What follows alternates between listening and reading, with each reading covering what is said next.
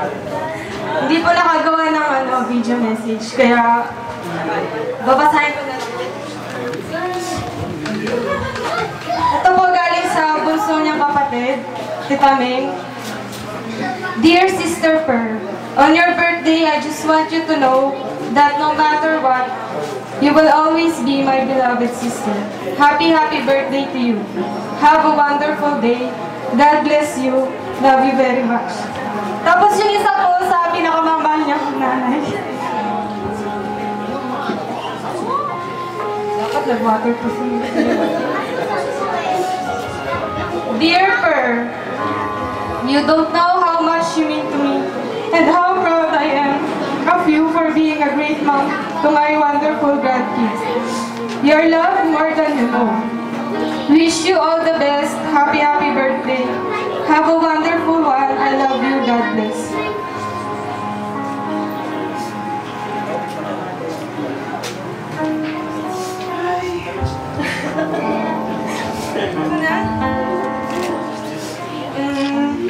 Sa totoo lang po, may aminin ko sa inyo lahat. Hindi ko po mama si mama. Ampun. Kasi hati ko po siya.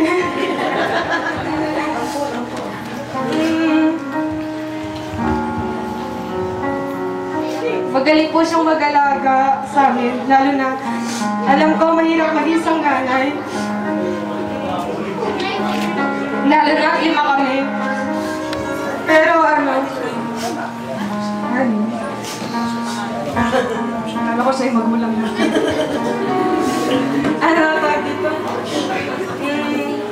Dito? Hindi po mama tsaka anak yung turingan namin dalawa.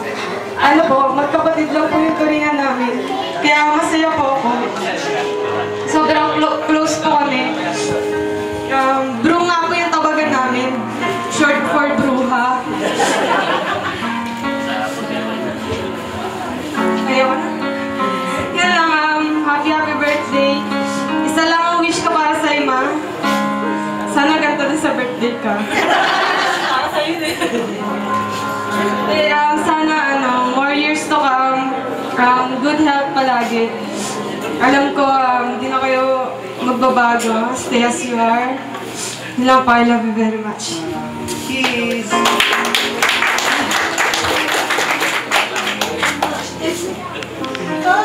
Hindi na kaya ng dibdib. Naiiyak na. Hindi pa naman. O syempre, kailangan daw i-introduce ko kasi yung dalawang special.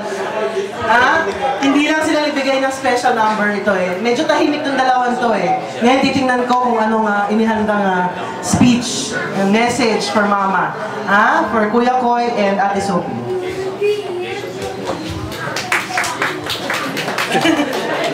Sino unang pinanganak? Ako po. Siya. O makamulat.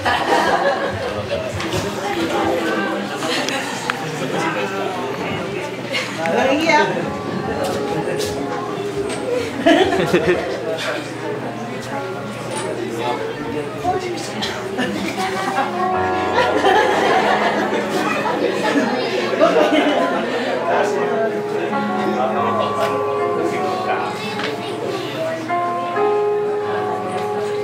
Masisira makeup mo, anak. Tawagin mo yung makeup artist sa mga. I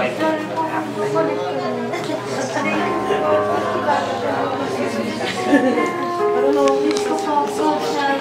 I love you.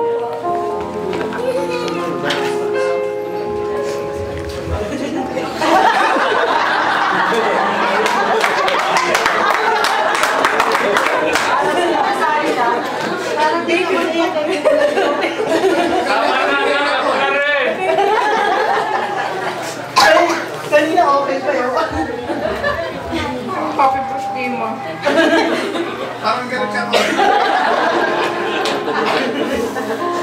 Salamat po sa pagbabati po namin po, kahit yun po. Hindi niya po kasi, kahit hindi niya po pinaplano po kami po, yun po, dagdag po kami.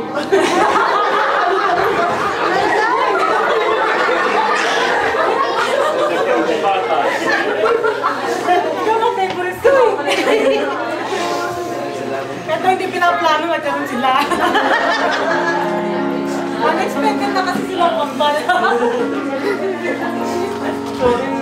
makulit po kami po.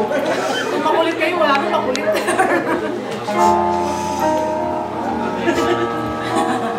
Tama na, Kun! Wala na, unat na yung buhok mo.